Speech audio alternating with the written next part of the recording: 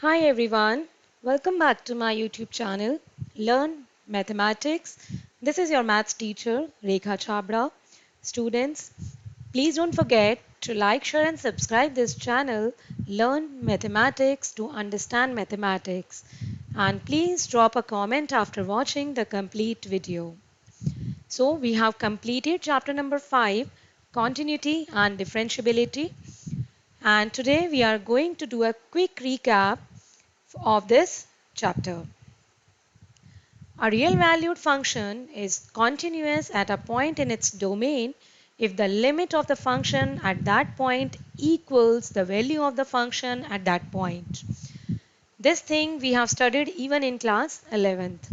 A function is continuous if it is continuous on the whole of its domain. Then this is algebra. Some difference product and quotient of continuous functions are also continuous. Then we learned every differentiable function is continuous, but the converse is not true. Then we learned the most important rule, which is chain rule. It is a rule to differentiate composites of functions. Whenever we have two functions, three functions, or more than two, three functions, whenever we have composition of few functions, then we apply chain rule. And here is the list of some standard derivatives.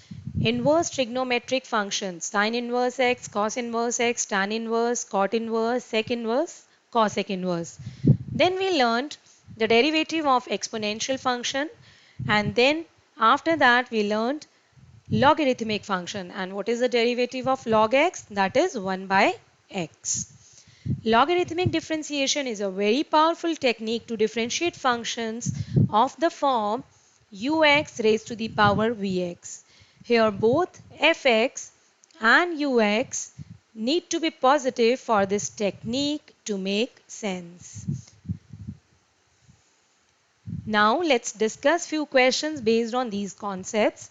Differentiate with respect to x the function 5x raised to the power 3 cos 2x. It's clearly visible, students, as we just discussed on the last slide, that log is applicable here. Taking logarithm on both the sides, we obtain log y is equal to 3 cos 2x log 5x. Now differentiating both sides with respect to x, it will be 1 by y dy by dx, 3 outside, and here what can we apply? We can apply product rule, right?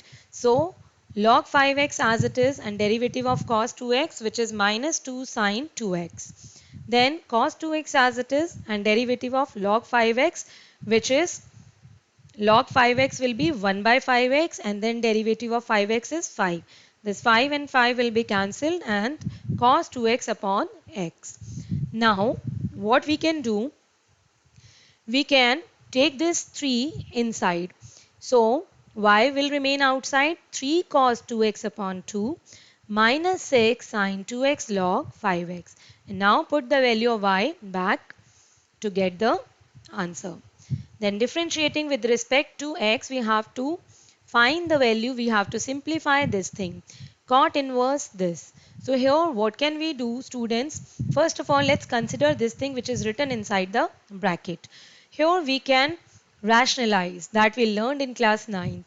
So by changing the sign of the denominator, here we'll get the square, and in the denominator we'll get a plus b and a minus b identity.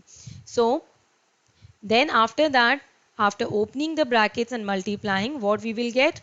1 plus sine x minus 1 minus sine x. And when we will open this bracket as well, so 1 minus 1 will be cancelled, and sine x plus sine x will be 2 sine x. And denominator also we will simplify. And now what we got here? We are applying the property again, 1 plus cos x upon sin x. So here in cos x we are applying this half angle property, 2 cos square x by 2 minus 1, and in the denominator 2 sin x cos x, remember one identity. So here we are applying for half angle, so 2 sin x by 2 cos x by 2, and then 1 and minus 1 cancel, 2 and 2 also cancel, and then simplify, it is cot x by 2. Now the equation 1 becomes y equal to cot inverse cot x by 2. y is equal to x by 2. And now we can differentiate. Dy by dx is equal to half constant and derivative of x is 1. How simple is this after that? Question number 3.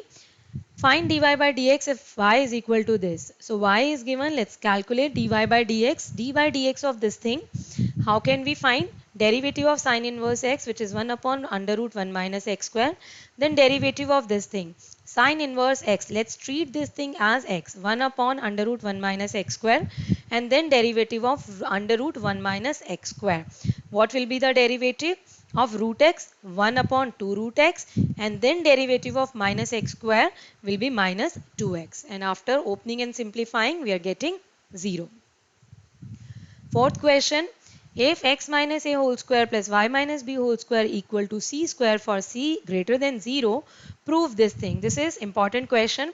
So the given function is this, differentiating both sides with respect to x. X minus a whole square will be 2 x minus a, then derivative of x minus a will be 1 because a is something constant. Then derivative of y minus b whole square will be 2 y minus b.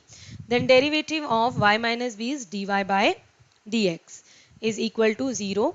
So dy by dx is equal to minus of x minus a upon y minus b. Now second derivative is also required. We have to find the derivative of this thing. So we will apply quotient rule and we will simplify. Then after that we'll put both the values here in the given expression in the questions. And after solving, what are we getting? We are getting minus c. Minus c is a constant and is independent of a and b.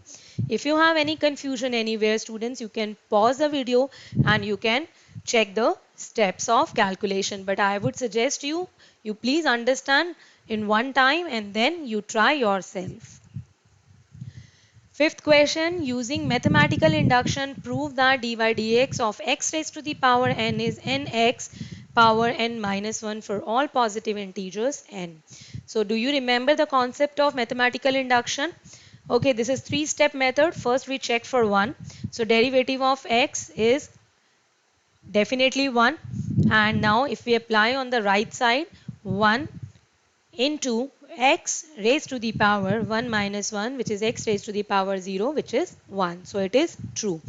Now let it be true for some integer k, and then we have to prove for k plus 1. So now let's replace d by dx of x raised to the power k plus 1.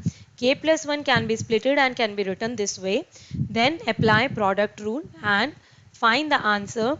So after simplifying here, we are getting this thing which is true whenever pk is true. Here you can compare with the given thing in the question. All the n's have been replaced by k plus 1 after simplification, right? So therefore, by principle of mathematical induction, this is true for every positive integer n. So thanks for watching, students. Now don't forget to like the video and post your comment with your name, class, section and roll number. Thank you very much.